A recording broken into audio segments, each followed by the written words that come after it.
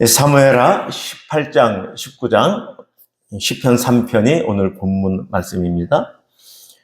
우리는 월요일부터 사무엘하 11장을 시작으로 해서 계속 다윗의 중년기의 이야기들을 읽고 있습니다. 월, 화, 수, 목 4일간인데요. 이 기간은 약 15년 정도에 걸친 이야기였죠.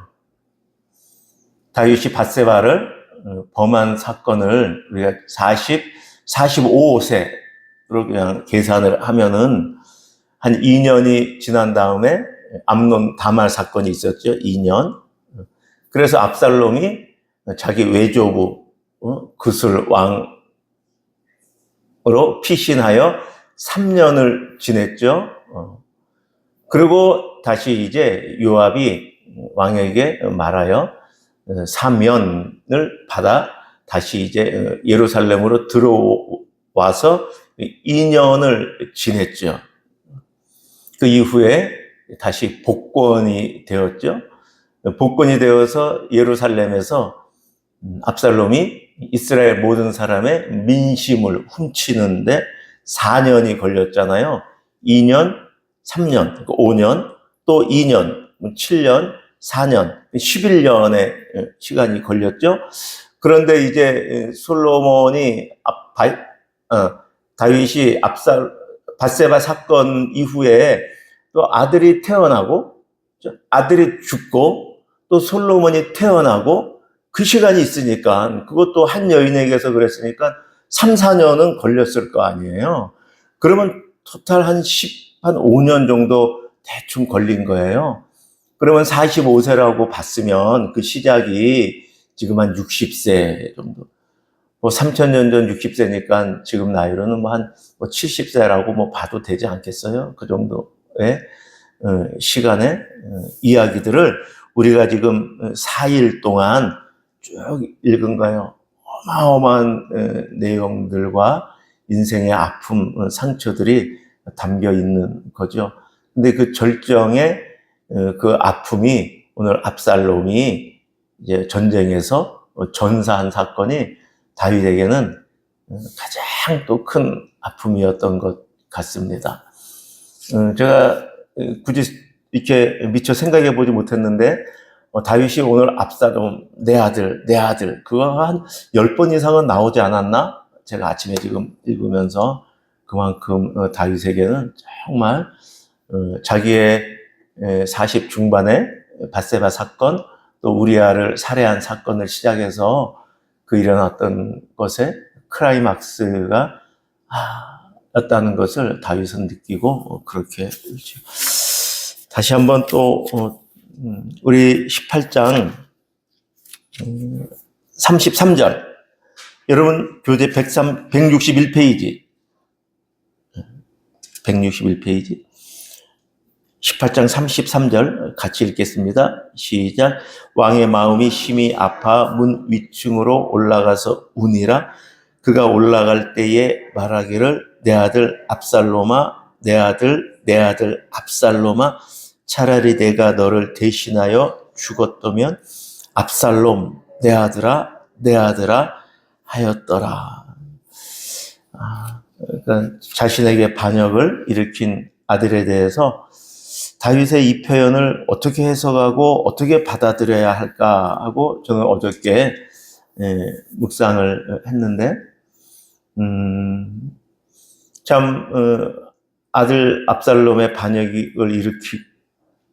아들이 반역을 일으키고 또 자기를 뒤쫓아오고 자기는 자기를 따르는 무리들과 정말 피신하여 정말 목숨을 부지해야 되는 그 어려운 상황에서 다윗의 심정이 어땠을까라고 생각을 해보면서 다윗의 심정도 조금 헤아려지지만 나단 선지자가 한 말이 다윗에게는 계속 떠오르고 잊혀지지 않았을 것 같습니다. 여러분 교재 129페이지 사무엘하 12장 10절 말씀입니다. 여러분 교재로는 129페이지 129페이지. 예. 사무엘하 12장 10절 말씀 같이 읽겠습니다. 시작. 이제 네가 나를 업신 여기고 햇사람 우리아의 아내를 빼앗아 내 아내를 삼았은즉 칼이 내 집에서 영원토록 떠나지 아니하리라 하셨고, 하나님이 지금 나단 선지자를 통해서 말씀하신 거잖아요. 칼이 너의 집에서 영원히 떠나지 아니하리라 하셨고. 그런데 이것이 다윗이 밧세바를 범해서 하나님이 다윗에게만 이러한 예언을 주시고 이럴 것이다 라고 말씀하신 것이 아니라 이 땅에 사는 모든 사람도 이러한 죄악을 범했을 때 이러한 형벌을 당할 것이다. 다윗만 하나님이 더 심하게 형벌을 내리시겠어요? 그러면 제가 누차 말씀드리잖아요. 하나님은 재판관이신데 의롭고 선한 재판관이셔요. 그러면 불의하시죠? 누구를 미워서 더 악하게 형벌을 더 내리신다. 그런 건 있을 수가 없는 일이에요. 인간 사회에서도 하물며 하나님이 그러실 수 없죠. 물론 밧세바의 죄 외에 우리아 죽인 것, 살해한 것 외에 또 우리가 알지 못하는 많은 다윗의 죄가 있겠죠. 그렇죠? 그런데 우리도 이러한 형벌을 또 이렇게 받는 것이죠. 이 나단 선지자가 했던 그 말씀이 떠나지 않았을 거예요. 자기가 계속 피신 쫓겨가고 계속 그러면서 아까 봤지만 10수년간 사실은 암논이 다말을 범하고 압살롬이 다말을 살해했을 그때부터 자기 마음에 그 나단 선지자의 그 말씀이 한 번도 떠난 적이 없었을 거예요. 근데 지금 오늘 정점을 지금 이루고 있는 그것을, 그러니까는 다윗은 지금 자기 가정에 있는 비극적인 그 모든 책임이 자신에게 있다고 그랬죠. 그렇게 생각하고 그렇게 살아온 것이죠. 그러니까 오늘 말씀처럼 내 아들 압살롬, 내 아들 압살롬, 내가 너를 위하여 죽었더라면 나 때문에 네가 지금 이 일을 당한다라고 고백한 것이죠. 그러나 어저께도 수요 예배 때 제가 잠깐 말씀드렸지만 성경을 해석함에 있어서 다윗은 나의 범죄로 내 아들이 벌을 받는다, 내 대신에 라고 그렇게 해석하는 게 100% 맞고 타당하고 옳습니다. 그러나 압살롬 입장에서는 내가 내 아버지 죄 때문에 괜한 형벌을 당한다고 해석하면은 정말 무지하고 정말 극악한 아들의 모습이죠.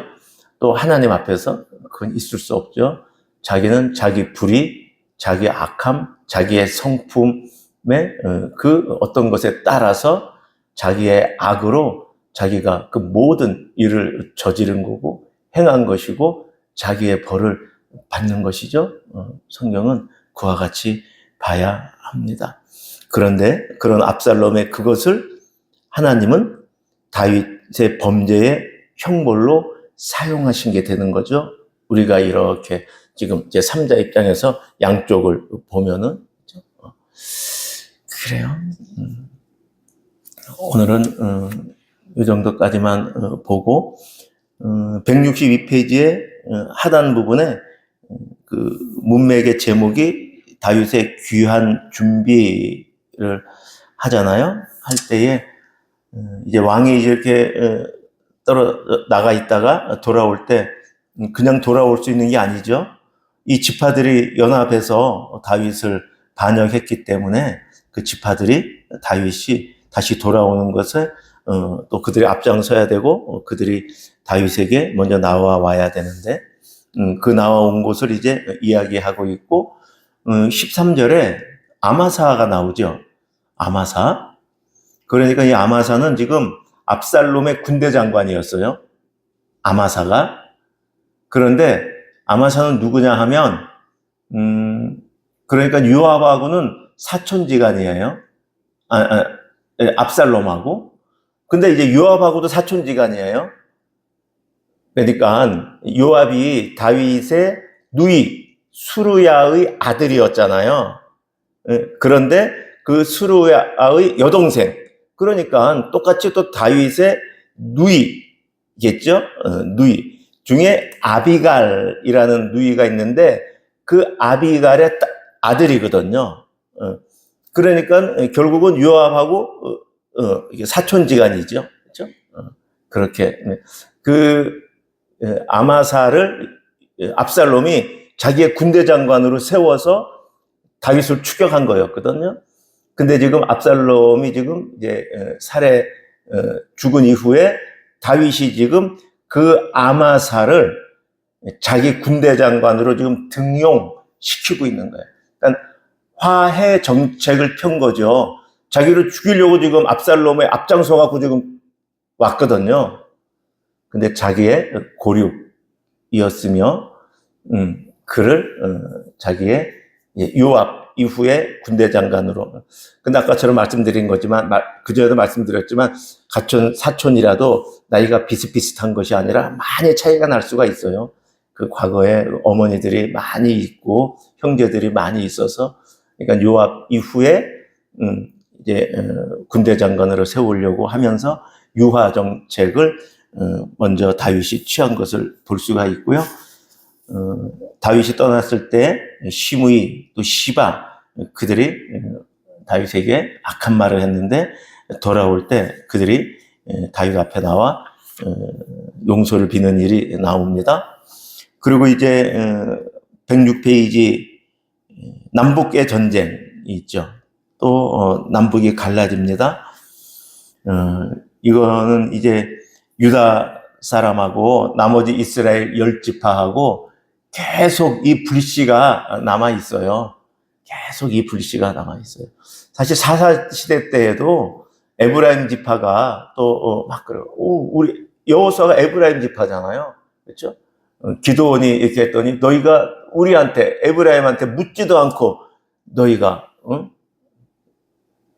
전쟁을 했냐? 우리가 도울 텐데 너희가 그 공격을 다 가져가. 기드온한테 그래. 기드온이 에브라임을 막 달래잖아요. 그런 게 있었잖아요.